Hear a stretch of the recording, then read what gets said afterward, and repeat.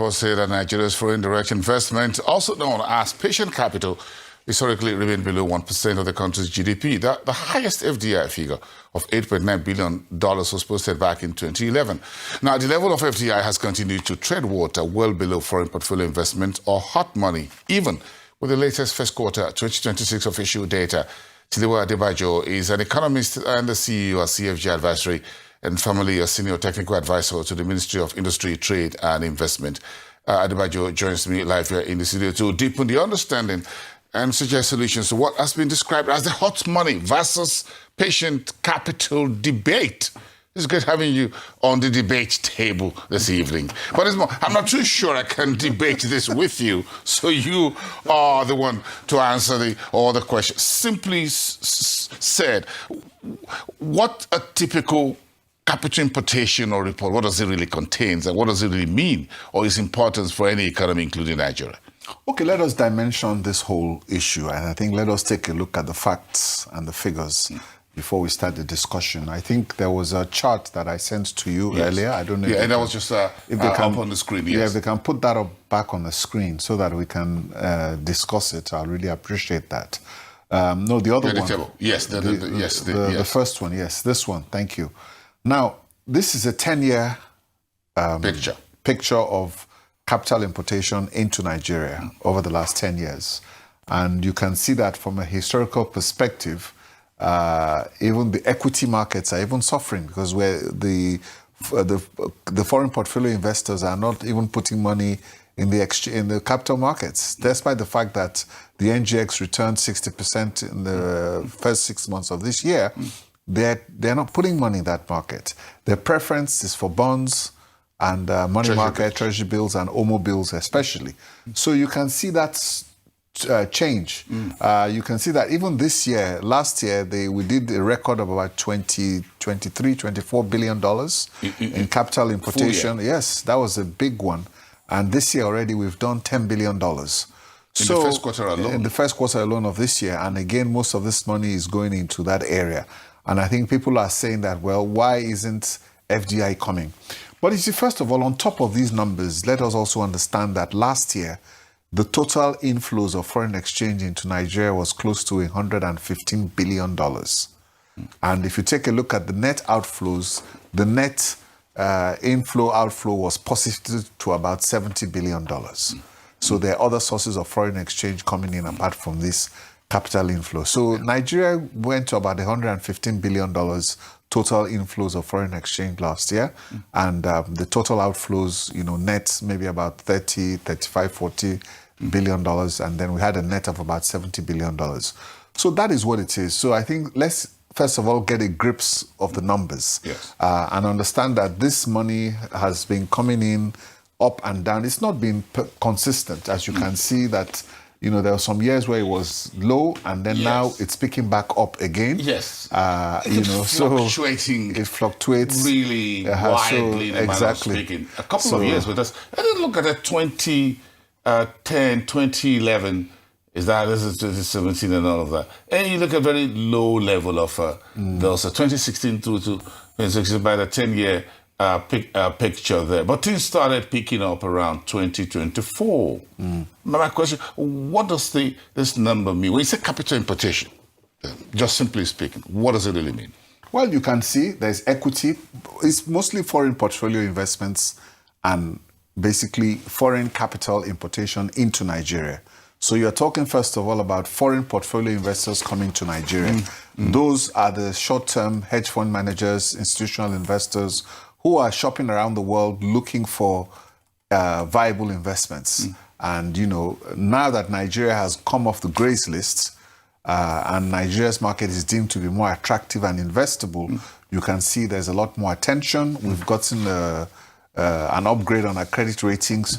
So the investment environment for the short-term investors are looking very healthy. So that's that segment of the market. That's what that segment of the market does.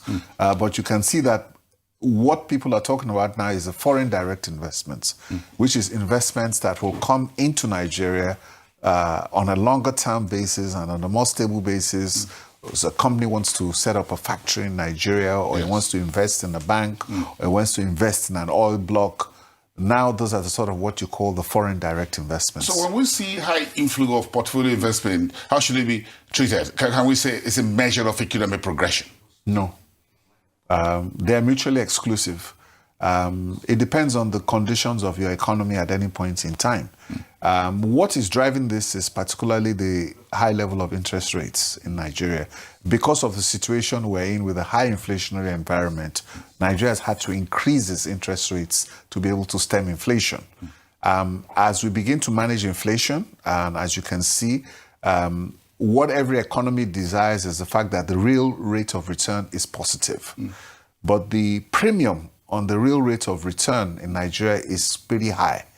So inflation is about 16% and the MPC base rate is about 26.5. So we have a 10.5% margin on the positivity of real rate of return in Nigeria. So that is driving a lot of interest in the markets, not only from the local capital markets, but also from the foreign capital markets also. We need foreign portfolio investment, don't we? And you've got to do something. You do. You need everything. So it's, for me, it's not an issue. You need to raise capital for some, depending on what the government wants to do with that money, depending on the sort of deficit you're financing, because this money really is going to government borrowing and it's going to finance government. So it's just another form of government raising money on a short-term basis, both from the local domestic markets and both also allowing foreign portfolio investors to participate in your domestic markets. So it's a very, very simple tool about raising money. But again, the central bank also uses it for its open market operations in terms of how to control policy rates and things like that. So it's not mutually exclusive. We need to look at this in the global picture of the whole economy of Nigeria. How is the Nigerian economy performing? And what are the fundamentals of the economy? That is what we should be talking about. Why is patient capital very scarce for us? Okay, fine. That is the question that we need to answer. So the reason why patient capital is scarce for Nigeria is, first of all, you need local direct investments. If you do not have local direct investments entering into Nigeria, or Nigerians themselves with the capital formation in Nigeria going into developing industry or manufacturing at the sort of patient capital you're talking about, it will be more difficult for the foreign portfolio investments to come. Direct investors. Exactly. Now, a lot of foreign portfolio investors did come into Nigeria at a significant point in time, but because of adverse policies that we put in place, a lot of them shut down their factories, shut down their manufacturing, shut down their projects, and left Nigeria. So we are having a lot of issues in terms of our consistency with our industrial policy and the lack of synchronization between our industrial policy, our trade policy, our investment policy, our monetary policy, and even more significantly, the fiscal policy is causing the most problems in Nigeria now. Can we have both hot and patient capital at high levels of inflows at the same time? Yeah, so that's what's happening to countries. The best of the two worlds. That is what is happening to countries like China. That is what is happening to countries like South Korea. That is what is happening to a lot of the Asian tigers and companies that have structured their manufacturing base in a very optimal manner to do that. So it's a question of how you optimize both patient and what you call the hot money within your flow. But basically, there's an overemphasis on foreign portfolio investments, as you've seen. And I think this is really where the challenge is. But if you take a look down the horizon, for instance, in the oil and gas industry, for instance, there is about a lot of final investment decisions are being reached. The field development programs that have been approved is close to $18 billion.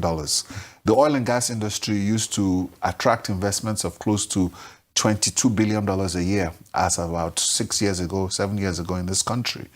But that has dropped now significantly to about $3 billion. But now with the new policies that are in place, you are beginning to see a pickup. The rig counts are coming up.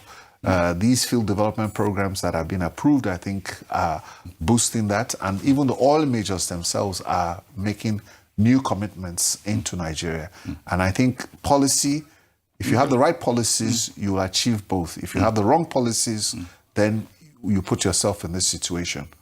Very, very interesting scenario. I think we'll keep watching how things keep going. We appreciate having you here tonight. Have a great evening.